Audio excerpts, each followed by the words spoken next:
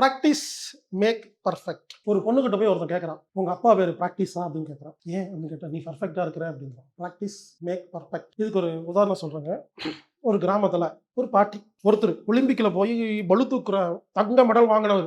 ஒலிம்பிக்ல medal வாங்கிட்டாருங்க, gold மெடலுங்க.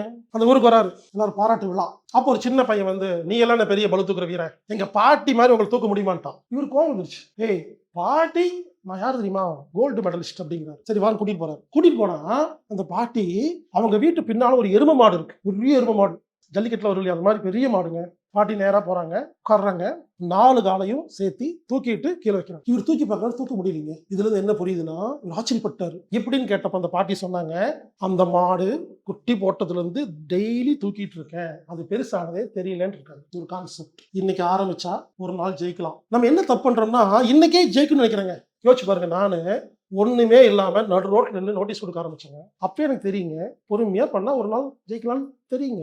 ஒரே நாள்ல ஜெயிக்க முடியாதுங்க, பொறுமையா தாங்க பண்ணணும். இப்ப நம்ம எல்லாம் ஏன் அதை சரி பண்றது இல்லைன்னா, இன்னைக்கே சரியா நினைக்கிறோம். நாளைக்கே ஹஸ்பண்ட் திருந்திடணும், நாளைக்கே பையன் திருந்திடணும். திரும்ப மாட்டாங்க, கொஞ்சம் கொஞ்சமா தான் திருத்தணும். திருத்தணும் அப்படிங்கிறத விட நம்ம தப்பிச்சுக்கணும். அடுத்தவங்க திருத்துறது நமது வேலை இல்லை. புரிஞ்சுக்கணும்.